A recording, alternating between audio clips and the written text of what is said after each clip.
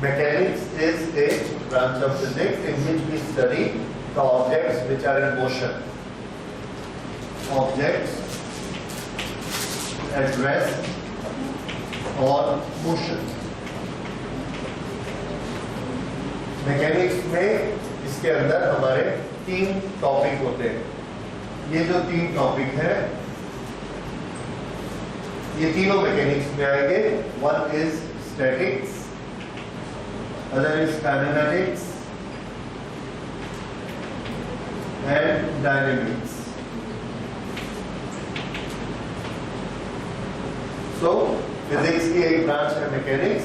Mechanics के अंदर 3 सब ब्रांचेस हो गई, statics, kinematics and dynamics.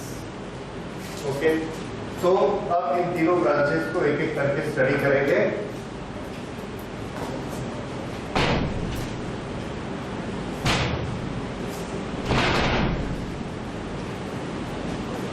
Statics means an object is standing at its place. Static means नहीं चल रहा है। क्यों नहीं चल रहा है, उसके क्या रीजन हो सकते हैं, कोई भी ऑब्जेक्ट क्यों नहीं चलता है, इसको हम इसमें स्टडी करते हैं। और जब वो नहीं चल रहा होता है तो उस समय कौन से इक्वेशन बनते हैं, इस पर बहुत सारे फोर्सेस काम कर रहे हैं, ये उसके बाद भी वो नहीं चलता है। ये एक ऑब्जेक्ट यहाँ रखा हुआ है और ये ऑब्जेक्ट अपनी जगह पर खड़ा है, ये नहीं चल रहा है। इसका ये मतलब नहीं कि इस पर फोर्स काम नहीं कर रहे, इसमें बहुत सारे फोर्सेस काम कर रहे हैं, उसके बाद भी ये नहीं चलता है।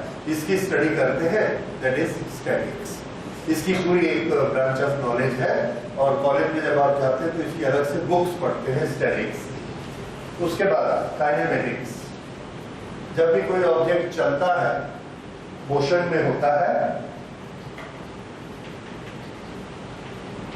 उस समय उसके इक्वेशन क्या होते हैं, ये आप क्लास 9 में पहले इंट्रोड्यूस हो चुके हैं। इसमें आएगा एक्सीलरेशन, वेलोसिटी, डिस्प्लेसमेंट और सब एक दूसरे से कैसे रिलेटेड होते हैं। जो इक्वेशन आपने फेमस इक्वेशंस पढ़े, v = u + at, s = ut + ½ at², ये वाला नॉलेज जो है ये किस ब्रांच का है, काइनेमैटिक्स। ओके, इस ब्रांच में हम क्या नहीं पढ़ते, इस ब्रांच में हम नहीं पढ़ते हैं कि इस मोशन का रीजन क्या है, मोशन का कॉज क्या है, और मोशन का कॉज होता है फोर्स। तो काइनेमैटिक्स में हम फोर्स के बारे में नहीं पढ़ते, तो उसमें सिर्फ वेलोसिटीज के बारे में, वेलोसिटी का इंक्रीज, वेलोसिटी का डिक्रीज, उसके बारे में पढ़ते हैं। डायनेमिक्स में हम पढ़ते हैं कि रीजन क्या है, किसी भी चीज के मोशन में आने का, एक्सीलरेट होने का रीजन। तो रीजन क्या होता है, किसी चीज पर फोर्स लगाएंगे वो मूव करेगी।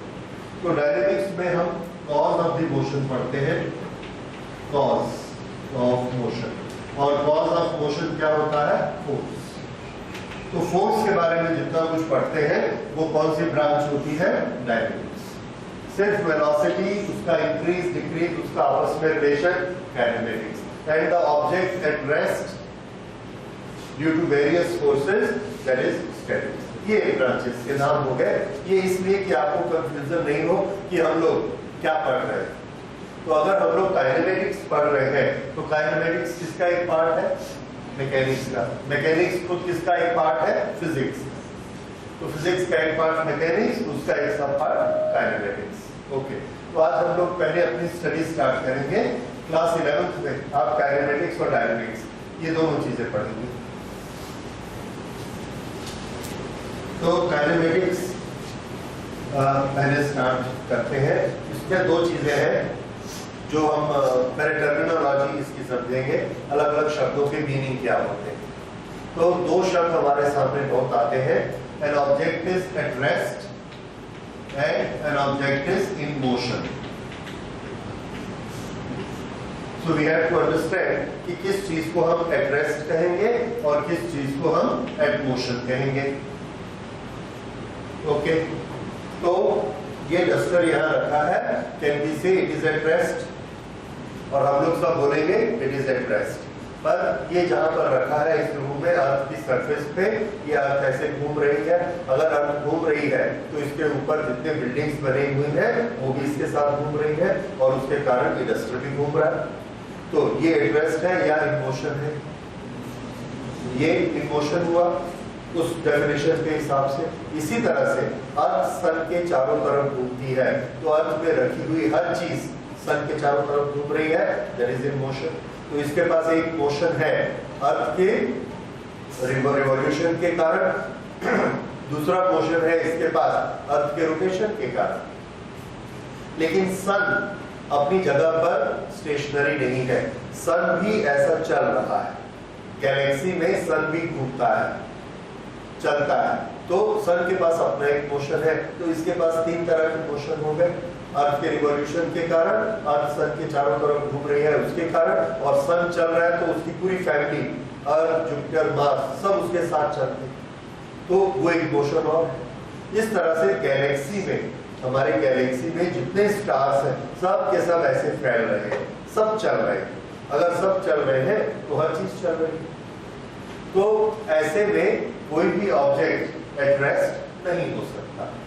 तो ये एक सच हमने जाना, that no object in this universe is at absolute rest, everything is in motion. No object at absolute rest, everything is in motion। अगर ऐसा होगा तो फिर हम डिस्टेंसेस कैसे नापेंगे? तो डिस्टेंसेस नापने के लिए हमको रेस्ट को डिफाइन करना जरूरी है।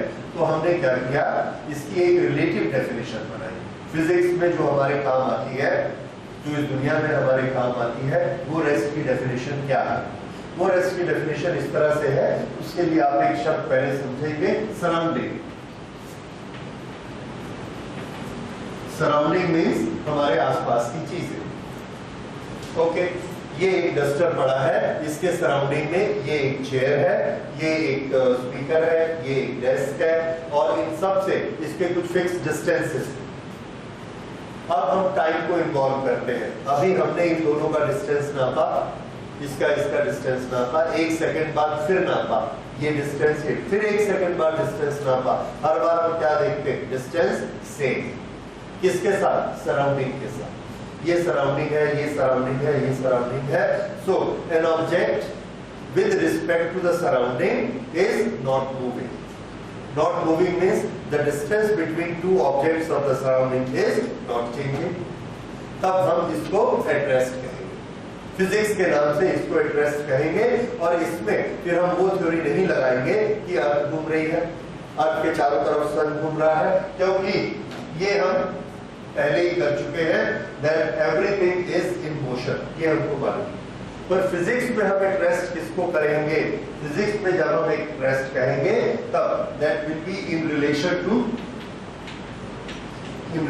To surrounding. So if an object is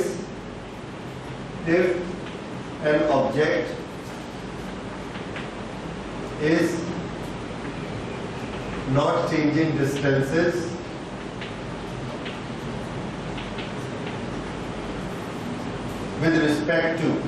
with relation to surrounding, then it is at rest। ये डेफिनेशन हो गई एट रेस्ट की। ओके, तो ये फिजिक्स के लिए हमारे लिए एट रेस्ट।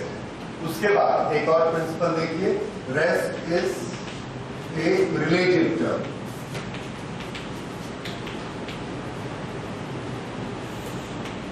रिलेटिव टर्म का मतलब क्या होता है? ए और बी, दो आदमी एक ट्रेन के कंपार्टमेंट में बैठे, ए एंड बी, इनके बीच में एक डिस्टेंस है। ये इस सीट पर बैठा है, ये इस सीट पे बैठा है, ये इनके बीच का डिस्टेंस है, लेट अस से इट इज 2 मीटर। ये आदमी इसको देखता है 2 मीटर डिस्टेंस पे है, फिर थोड़ी देर बाद देखता है अभी भी वही 2 मीटर डिस्टेंस पे है, फिर थोड़ी देर बाद देखता है 2 मीटर डिस्टेंस पे है। तो ये क्या डिक्लेयर करता है? That person is at rest. वो मूव नहीं कर रहा है, एट रेस्ट है। क्यों? क्योंकि जो हमारा डिस्टेंस है वो बदल नहीं रहा है। अगर वो हिलता जुलता तो डिस्टेंस बदलता, तो उसने क्या डिक्लेयर किया? He is at rest. B भी क्या बोलेगा? A is at rest. लेकिन ट्रेन चल रही है और ट्रेन के बाहर, ट्रेन जब चलती है, यहाँ प्लेटफॉर्म पर एक आदमी खड़ा है सी के सामने से ट्रेन जाती है, वो बी को देखता है, तो वो बी को क्या बोलेगा? बी इज एट रेस्ट और in motion, B is in motion. तो अल्टीमेटली बी एट रेस्ट है या बी इन मोशन? तो हमारा आंसर है in relation to A B is at rest, in relation to C B is in motion. तो rest या motion ये absolute नहीं होते, ये किस पर डिपेंड करते हैं? रिलेटिव टर्म्स है। Relative means in relation to A कुछ और बोलेंगे, इन रिलेशन टू सी कुछ और बोलेंगे। तो जिसके रिलेशन में हम पूछ रहे हैं उसके रिलेशन में हम बताएंगे। एक बस में 50 आदमी जा रहे हैं और 1 घंटे तक जर्नी करते हैं, तो सभी एक दूसरे के रिस्पेक्ट में एट रेस्ट है, पर with respect to the road, with respect to the persons on the back station, they are in motion, वो चल रहे हैं। तो रेस्ट और मोशन के लिए क्या चीज समझना जरूरी है कि किसके रिस्पेक्ट में, किसके रिलेशन में ऑब्जेक्ट एट रेस्ट है और किसके रिलेशन में इन मोशन। तो हम जनरली किसको कहेंगे? N object is at rest in motion. उस समय हम किसको देखते हैं? सराउंडिंग, आसपास की 4 चीजों को हमने देख लिया, उन 4 चीजों के रिस्पेक्ट में अगर वो चल रहा है तो इन मोशन है, और उनके रिस्पेक्ट में अगर वो एट रेस्ट है तो एट रेस्ट। ये समझ में आ गया? तो अब हम इसको क्या कह सकते हैं? इट इज ए रेस्ट, क्योंकि बाकी जो ऑब्जेक्ट्स हैं उनके रिस्पेक्ट में इसका डिस्टेंस नहीं बदलता। अगर मैं यहाँ मूव करता हूँ तो मेरे डिस्टेंसेस इस टेबल के रिस्पेक्ट में कम या ज्यादा होते हैं, तो आई एम इन मोशन। ये मेरा सराउंडिंग है, ये मेरा सराउंडिंग है, ये मेरा सराउंडिंग है। With respect to surrounding I am changing the distances, so I am in motion. So this is rest and motion. ये सब चीजें आप नोट करेंगे और ये सब सेंटेंसेस आपको याद रहने चाहिए। What is rest, what is motion.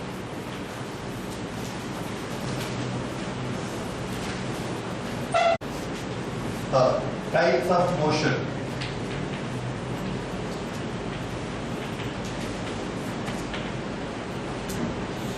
एक ऑब्जेक्ट दूसरे ऑब्जेक्ट के रिस्पेक्ट में अपनी पोजीशन को ऐसे चेंज कर रहा है, जैसे इट इज इन मोशन। ये जो चेंज कर रहा है, ये मोशन हो रहा है, इसको हमने देखा और उसकी अलग अलग एडजेक्टिव उसके साथ फिट कर दिए कि किस तरह का मोशन है। जैसे पंखे को हम देखते हैं मूव कर रहा है, ये पंखा चल रहा है, आप सब क्या बोलेंगे? चल रहा है। तो मैं पूछूंगा अगर ये चल रहा है तो ये चल के कहाँ जा रहा है? थोड़ी देर बाद कहाँ पहुंचेगा चलते चलते? तो आंसर है कहीं नहीं पहुंचेगा, यही रहेगा। तो एक चीज चल भी रही है और कहीं जा भी नहीं रही है, ये कैसे हो सकता है? तो आंसर है ये हो सकता है क्योंकि इसका मोशन लीनियर मोशन नहीं है, इसका मोशन सर्कुलर मोशन। तो इसका मतलब मोशन 2 तरह के होंगे। तो इस तरह से मोशन में हम अलग अलग तरह के मोशन देखते हैं और उसके सामने उसके एडजेक्टिव लगा देते हैं और उसके जो क्वालिटीज हैं, उसके जो फीचर्स हैं उसको याद कर लेते हैं। तो टाइप्स ऑफ मोशन में आप कुछ नाम याद करेंगे। One is rectilinear, rectilinear motion. Rectilinear motion, when an object is moving in a straight line, then it is having a rectilinear motion. Object moving in straight line.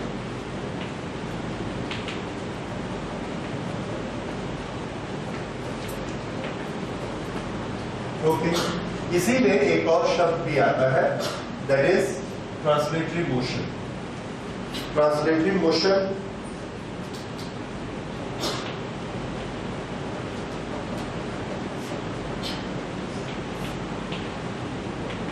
Again, the object is moving in a straight line. तो इन दोनों में difference क्या हुआ? Straight line. इन दोनों में difference ये है कि ये वाला जो ऑब्जेक्ट है, this is a very small object known as point object. एक सिंगल पार्टिकल, एक पॉइंट ऑब्जेक्ट जब एक लाइन में चलता है तो उसको हम क्या शब्द यूज करेंगे? Rectilinear motion. And when it is a body, that is A system of particles, system of particles. ये तो ये एक सिस्टम ऑफ पार्टिकल्स जिसमें बहुत सारे पार्टिकल हो। जैसे अर्थ चलती है तो उसके साथ उसके ऊपर जितने मकान बने हुए सबके सब चलते हैं। और ऐसे अर्थ सन इधर खड़ा है, अर्थ ऐसे चल रही है, थोड़े से डिस्टेंस के लिए हम इसको क्या बोलेंगे, ट्रांसलेटरी मोशन। इसी तरह से एक कार मूव कर रही है, उस कार में 4 व्हील है, उसके अंदर 4 पैसेंजर बैठे हैं, तो उस मोशन को ट्रांसलेटरी मोशन। दूर से हम देखते हैं तो वो हमको कार एक पॉइंट ऑब्जेक्ट जैसी दिखती है, वो हम अभी डिस्कस करेंगे what is mean by A point object. तो अगर एक पॉइंट ऑब्जेक्ट है तो रेक्टिलिनियर और ट्रांसलेटरी, अदरवाइज दोनों का मीनिंग क्या है, moving in the stream. Okay, दूसरा टाइप ऑफ मोशन है circular motion.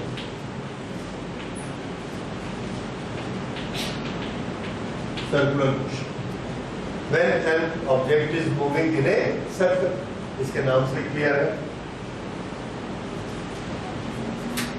Object moving in a circle. अब इसी में एक शब्द और आता है रोटेशनल मोशन।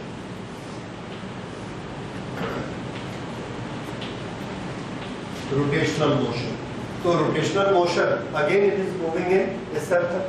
तो इसको हम दोनों को अलग अलग कहाँ यूज करते हैं, यही कैटेगराइजेशन इसमें भी है। When the object is point object, point object that is A one single particle. अगर एक सिंगल पार्टिकल गोल घूमता है तो उसको क्या बोलेंगे, सर्कुलर मोशन। और अगर ये सिस्टम ऑफ पार्टिकल्स है, एक फुल बॉडी है, तो उस बॉडी के लिए क्या यूज करना है, रोटेशनल मोशन। जैसे अर्थ अपनी एक्सिस पर ऐसे घूम रही है, it is a system of many particles, बहुत सारे पार्टिकल मिलाकर अर्थ बनती है और वो घूम रही है, तो अर्थ के लिए हम क्या यूज करेंगे, सर्कुलर मोशन की रोटेशनल मोशन। रोटेशनल मोशन, एक पत्थर के टुकड़े को, छोटे से पत्थर के टुकड़े को हमने धागे में बांधा और बांधकर ऐसे घुमाया, वो पत्थर का टुकड़ा ऐसा घूम रहा है, उसके मोशन के लिए आप क्या शब्द यूज करेंगे, सर्कुलर मोशन। समझ आया? तो ये थोड़ा सा अंतर है, बनते दोनों में सर्कल की, तो सिस्टम ऑफ पार्टिकल्स और एक सिंगल पार्टिकल, उससे इसके नाम में डिफरेंस आ जाएगा। उसके बाद तीसरे टाइप का एक और मोशन हम यूज करेंगे जो न लीनियर है न सर्कुलर है, and that motion is oscillatory motion. Oscillatory motion आपने बहुत देखे हैं,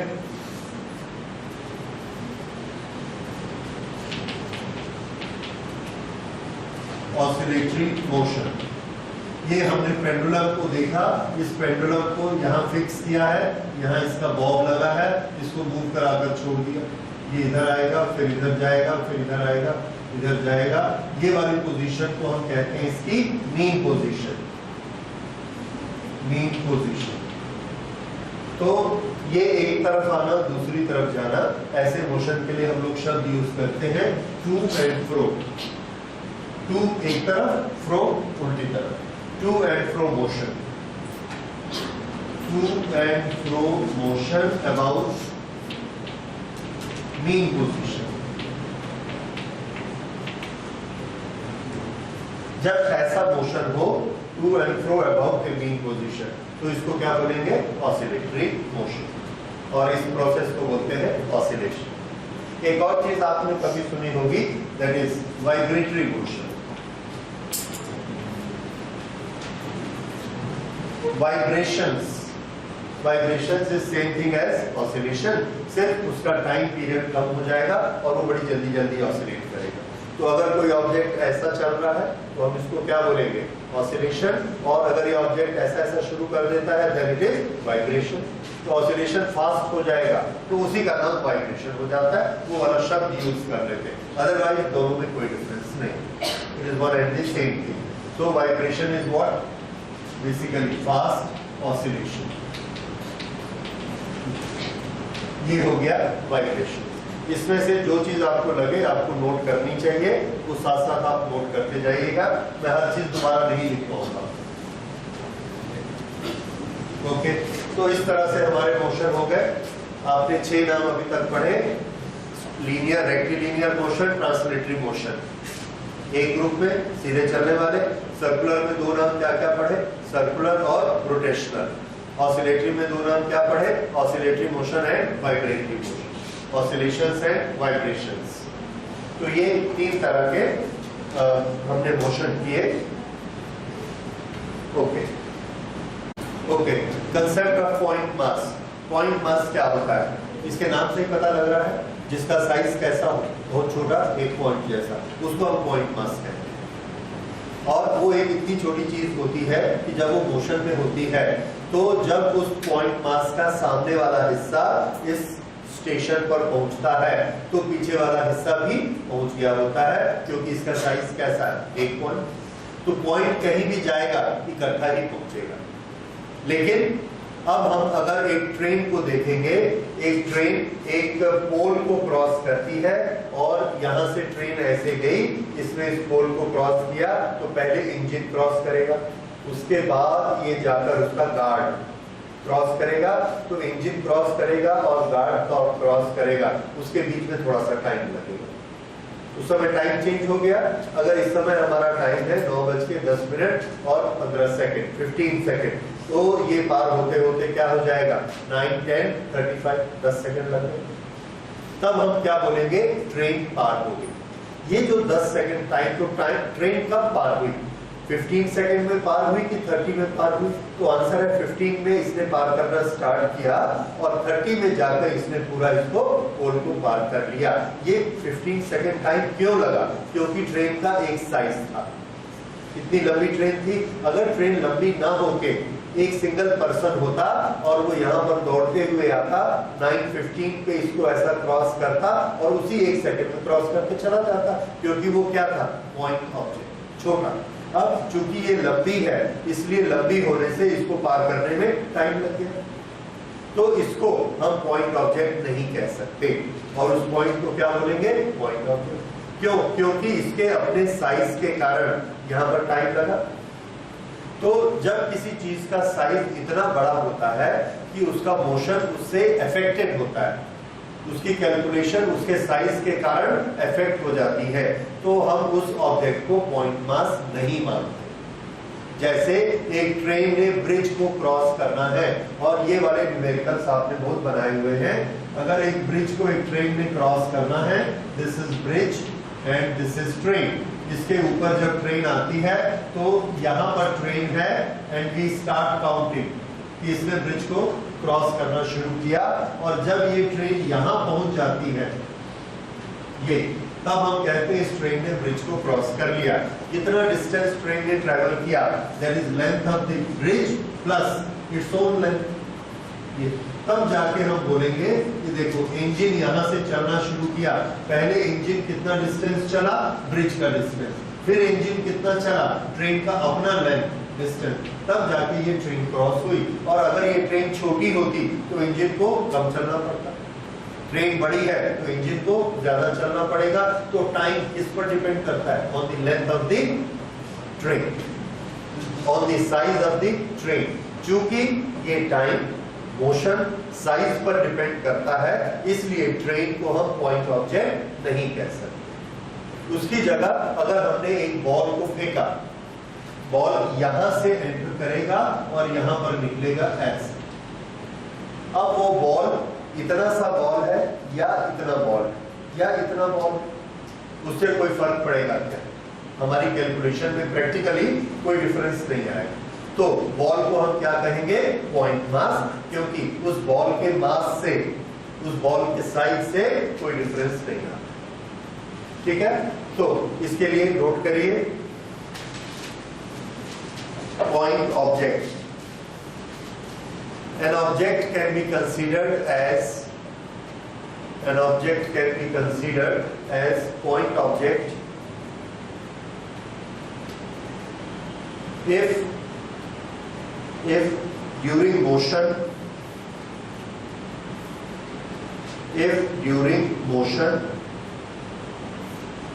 it covers a distance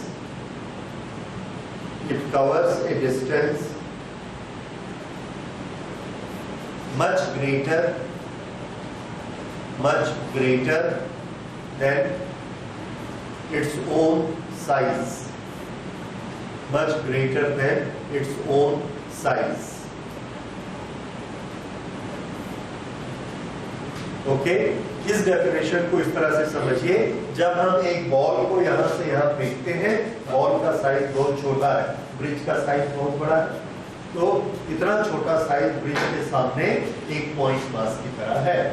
लेकिन जब ट्रेन यहाँ से जाती है तो ट्रेन का साइज ब्रिज के मुकाबले एकदम छोटा नहीं है, कंसिडरेबल है, इसलिए उसको पॉइंट मास नहीं कहेंगे। लेकिन ये ट्रेन के लिए हम एक दूसरा सीक्वेंस में आपको बताता हूँ। This train goes from Calcutta to Bombay in 36 hours. Calcutta to Bombay in 36 hour, या उसको राउंड कर लेते हैं, it goes there in 30 hours and the distance is 3000 kilometre. Then what is its speed? So I say the distance upon time. This is equal to 100 kilometer per hour. 100 kilometer per hour. ये हमने उसकी speed निकाली। 30 घंटे में वो train Calcutta to Bombay पहुंचती है, लेकिन हम ये क्वेश्चन नहीं पूछते कि वो 30 घंटे में ड्राइवर पहुंचता है कि गार्ड पहुंचता है। तो हमारा आंसर क्या है? ट्रेन पूरी की पूरी पहुंचती है 30 घंटे में। उस समय हमने उस ट्रेन को क्या मान लिया है? एक पॉइंट ऑब्जेक्ट। क्यों? क्योंकि वो जो डिस्टेंस ट्रेवल कर रही है Calcutta to Bombay, that distance is very large compared to the size of the train. तो उस डिस्टेंस के सामने जो ट्रेन का साइज है बहुत छोटा है, और वो एक नक्शे में आप देखिए, सैटेलाइट से देखिए तो कैसी दिखेगी? एक पॉइंट जैसे। वो पॉइंट कहां से चलना शुरू हुआ? कलकत्ता से, और कहां पहुंचा? बॉम्बे। उस समय वो ट्रेन में 6 बोगी है या 8 बोगी है, 6 डब्बे हैं या 8 डब्बे हैं, कोई फर्क पड़ेगा क्या उसके टाइम में? वो 30 घंटे में पहुंचती है। अगर 10 डब्बे की ट्रेन है तो भी 30 घंटे में पहुंचती है, 15 डब्बे की ट्रेन है तो भी 30 घंटे में पहुंचती है। हम एक्स्ट्रा टाइम ऐड नहीं करते। लेकिन जब एक ट्रेन एक पोल को क्रॉस करती है तो 10 डब्बे की ट्रेन कम टाइम लेती है और 15 डब्बे की ट्रेन ज्यादा टाइम लेती है। उसके साइज के कारण कैलकुलेशन में अंतर आया। तो जब एक पोल को क्रॉस करती है उस समय ट्रेन पॉइंट ऑब्जेक्ट नहीं है, लेकिन जब 2 स्टेशन के बीच में ट्रेन जाती है तो वही ट्रेन क्या बन जाती है? पॉइंट ऑब्जेक्ट, क्योंकि उसके 10 डब्बे, 15 डब्बे, 20 डब्बे से हमको कोई फर्क नहीं पड़ता। उसके टाइम कैलकुलेशन में उसका कोई इंपॉर्टेंस नहीं।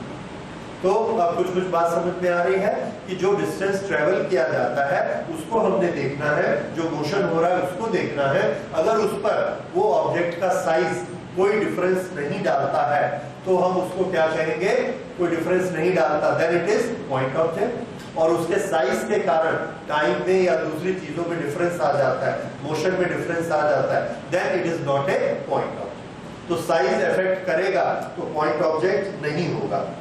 ओके, अब इससे रिलेटेड एक दो क्वेश्चंस बड़े अच्छे हैं एनसीईआरटी में, उसको हम लोग देखते हैं। Motion to the straight line, point object. Okay, सुनिए। In which of the following examples of motion the body can be considered as approximately point object? ये सीक्वेंसेस हम आपको बताते हैं। पहला है a railway carriage moving without jerks between 2 stations. तो ये पॉइंट ऑब्जेक्ट माना जाएगा कि नहीं? तो आंसर है yes, it is a point object between 2 station. अच्छा, दूसरा ये हम लोग क्वेश्चन कर रहे हैं 3.1। अच्छा, उसके बाद a monkey sitting on top of a man cycling smoothly on a circular track. एक मदारी एक सर्कुलर ट्रैक पे साइकिल चला रहा है डमरू बजाते हुए, और उसके साइकिल के हैंडल पे एक मंकी बैठा है, बंदर बैठा है। तो उस मंकी को आप पॉइंट ऑब्जेक्ट कहेंगे या नहीं कहेंगे? तो हमने किस तरह से सोचना है इसको? मंकी का साइज थोड़ा छोटा या बड़ा हो तो इसके साइकिल के मोशन में कुछ अंतर आएगा? नहीं आएगा।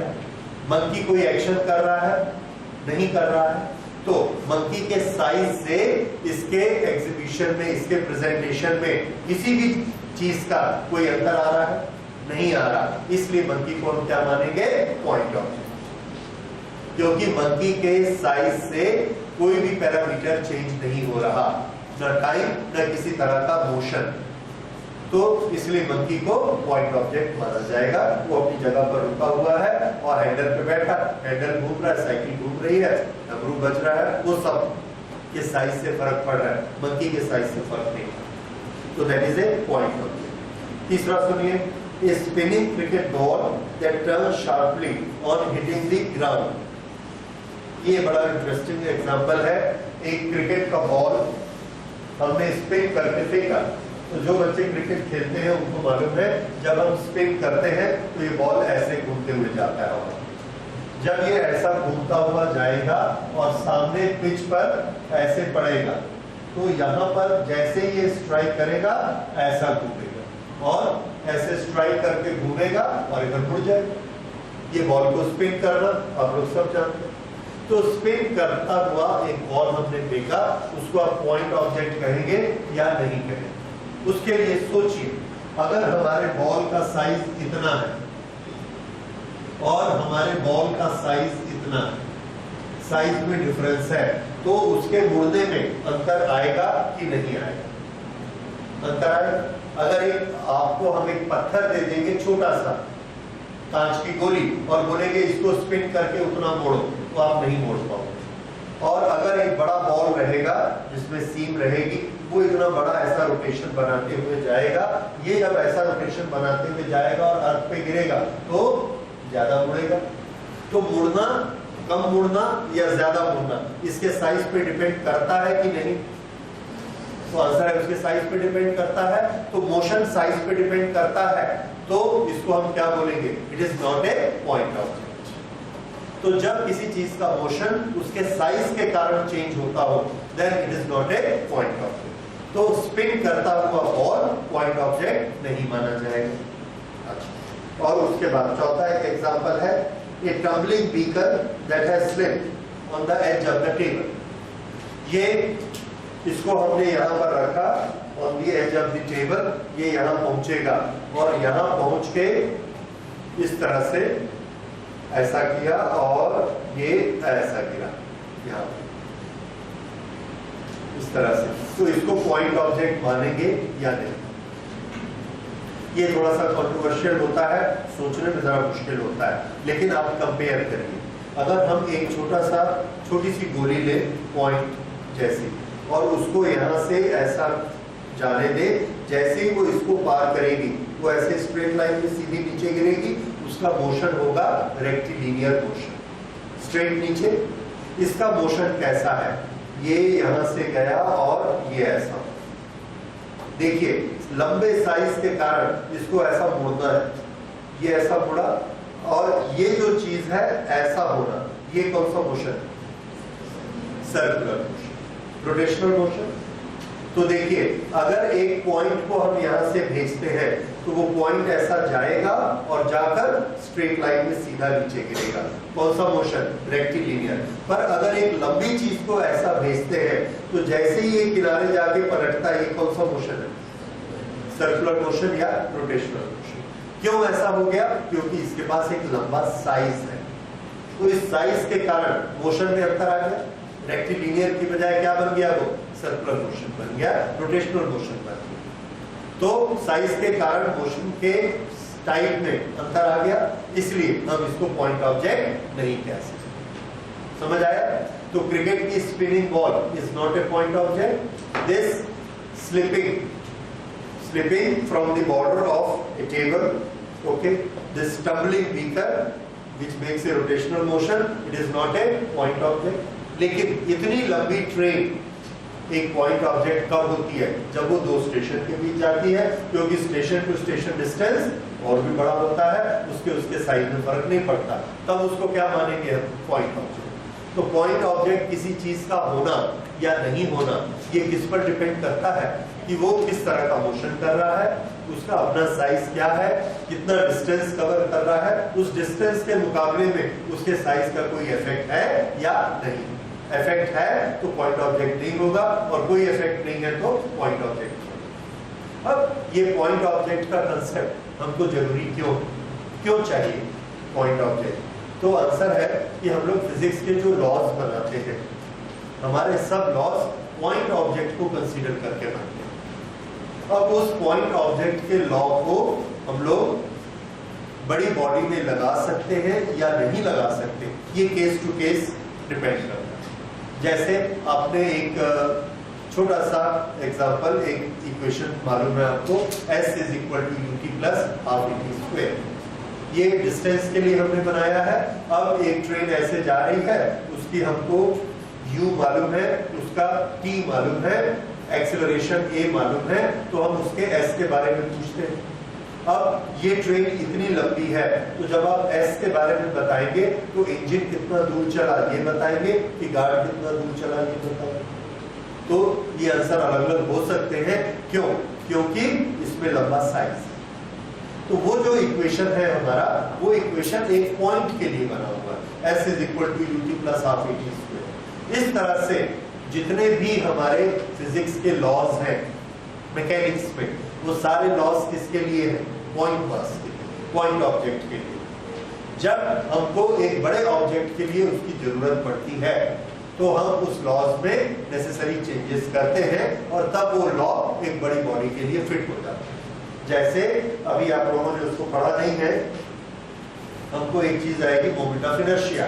मोमेंट ऑफ इनर्शिया अगर एक पॉइंट मास घूमता है तो mr स्क्वायर होता है, ये मोमेंट ऑफ इनर्शिया होता है। पर अगर एक डिस्क m मास की डिस्क है और इसका रेडियस r है, जब ये डिस्क ऐसा घूमती है तो इसका moment of inertia half mr square होता है। क्यों? क्योंकि ये पॉइंट ऑब्जेक्ट नहीं और ये पॉइंट ऑब्जेक्ट है, और इसको हम घुमाते हैं ऐसा, r रेडियस, ये पॉइंट ऑब्जेक्ट को यहाँ बांधा और ऐसा घुमाया, तो इसका moment of inertia mr square. पर इसका moment of inertia mr square नहीं, हाफ mr स्क्वायर। तो क्यों? क्योंकि पॉइंट ऑब्जेक्ट नहीं है। तो पॉइंट ऑब्जेक्ट का रूल जो है जरूरी नहीं है बड़ी बॉडी में भी लगना, इसलिए हमको पॉइंट ऑब्जेक्ट के कंसेप्ट को समझना जरूरी। ठीक है? सो this is concept of point object. Dimensions of motion. तो डायमेंशन का मतलब कि कोई भी ऑब्जेक्ट, पॉइंट ऑब्जेक्ट चल रहा है तो किस तरह से उसकी पोजीशन में चेंजेस हो रहे हैं। ऑब्जेक्ट यहाँ पर है, फिर यहाँ पर है, फिर यहाँ पर है, फिर यहाँ पर है, and this makes a straight line. This makes a straight line. और ग्राफ में हम इसकी पोजीशन देखते हैं, ये यहाँ पर था, उस समय x इज इक्वल टू 0, जब ये यहाँ पे पहुंचा तो x इज इक्वल टू 2, यहाँ पहुंचा x इज इक्वल टू 4, यहाँ पहुंचा x इज इक्वल टू 6। लेकिन थोड़ा y को चेक करिए, यहाँ पर हाइट हमको क्या दिखाती है? y, और राइट साइड का डिस्टेंस क्या दिखाता है? x। ओके, तो यहाँ पर इसका y कोऑर्डिनेट कितना है? हाइट कितनी है? 0। यहाँ पर इसकी हाइट कितनी है? 0। यहाँ पर भी हाइट कितनी है? 0। यहाँ पर भी हाइट 0। डेप्थ देखिए, यहाँ पर ये इस बोर्ड के लेवल में है, यहाँ पर भी बोर्ड के लेवल में है, यहाँ पर भी है, ना तो ये अंदर गया है और ना बाहर आया है। ये जो डेप्थ है इसको हम कहते हैं z कोऑर्डिनेट। तो जब ये पार्टिकल यहाँ से यहाँ तक गया है तो इसका कौन सा कोऑर्डिनेट चेंज हो रहा है और कौन सा नहीं हो रहा है? तो आंसर है x coordinate is changing, y coordinate is not changing, z coordinate is not changing. तो हम बोलेंगे there is only one dimension which is changing. What is that dimension? x।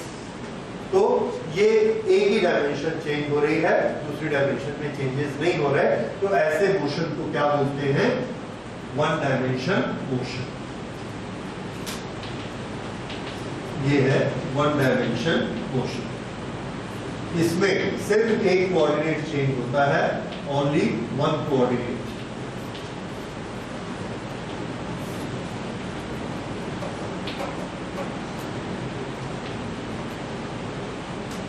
Only one coordinate change. और इसका example क्या है? Linear motion. Linear motion जितने भी होते हैं सब क्या कहलाएंगे? One dimension motion. एक लाइन में चलना, वन डायमेंशन मोशन। ठीक है? अब इसमें कभी कभी स्टूडेंट्स डाउट क्रिएट करते हैं, किस तरह से कि अगर एक ऑब्जेक्ट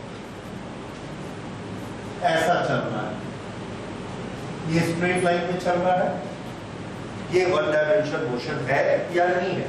तो पुरानी डेफिनेशन हमने क्या बनाई है? यहाँ पर x की वैल्यू है 2, तो ये y की वैल्यू है 2।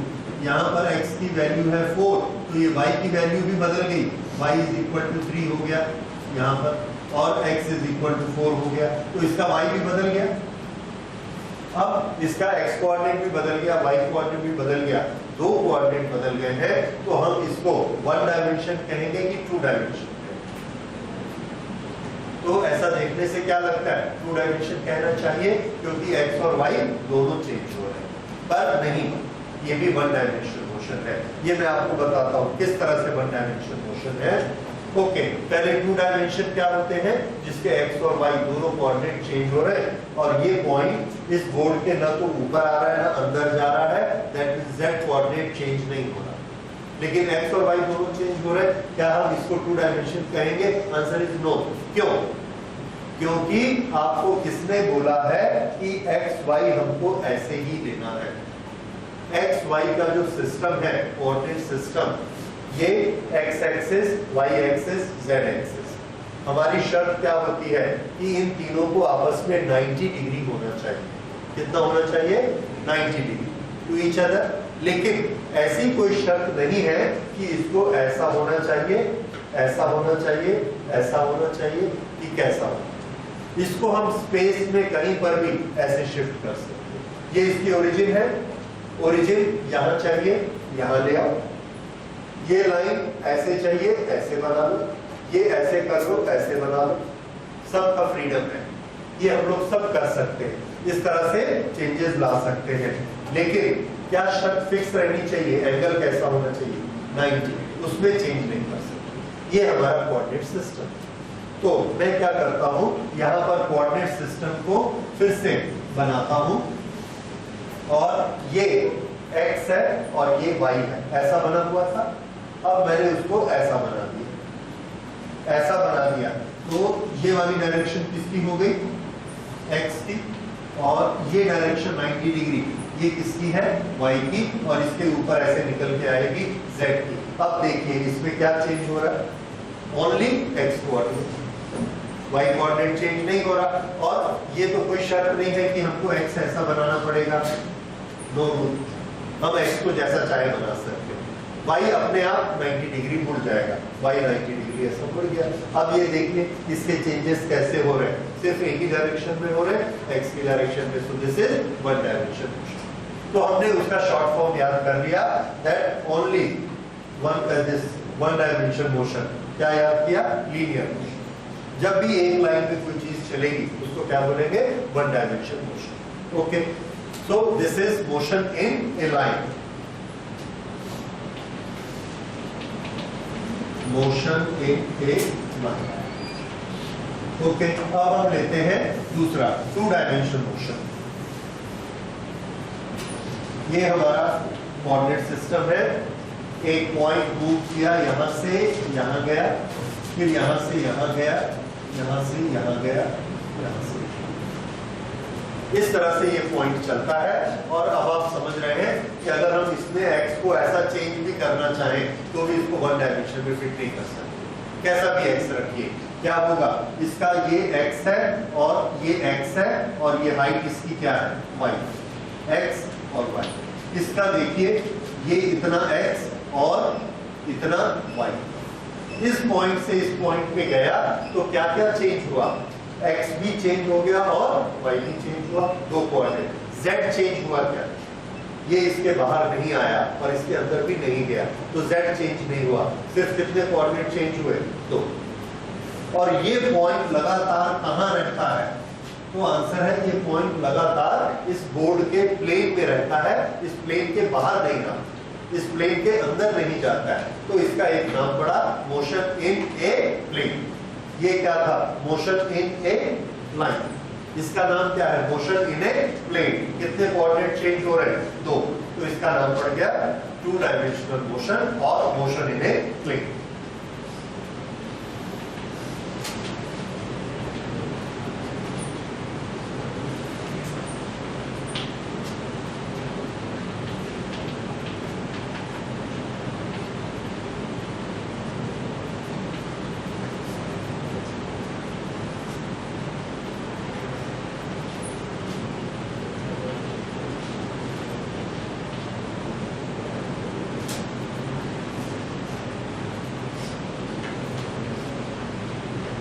To coordinates change. ये आ गया motion in a plane. This is two dimensional motion.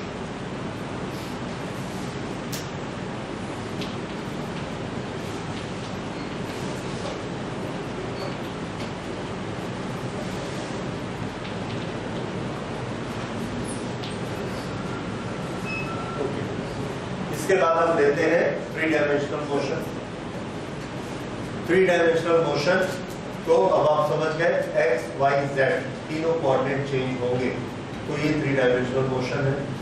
Three dimensional motion के लिए इसको इस बोर्ड को छोड़ना पड़ेगा, इस पॉइंट को, और छोड़ के ऐसा ऊपर आना पड़ेगा।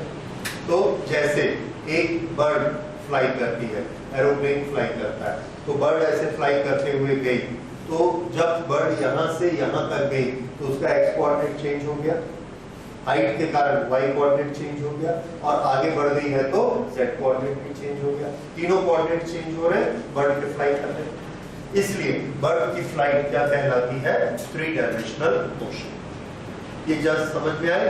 बर्ड को फ्लाई करने के लिए क्या चाहिए? क्या उसको एक लाइन में जाना पड़ेगा? नो। क्या उसको एक प्लेन में रहना पड़ेगा? नो। तो उसको कहां जाना है? उसको पूरे स्पेस में जाना है। स्पेस में वो कहीं भी ऐसा मुड़ सकती है, उसका एक्स चेंज होता जाएगा, वाई चेंज होता जाएगा, जेड चेंज होता जाएगा। तो ये हो गया मोशन इन द स्पेस। तो थ्री डायमेंशनल मोशन कहां होता है? Motion in space. और इसमें क्या क्या चेंज होते हैं? All three coordinates keep on changing.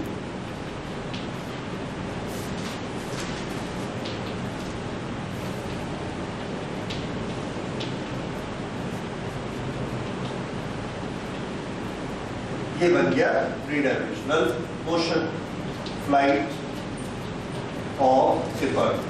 ये इसका example, flight of A bird.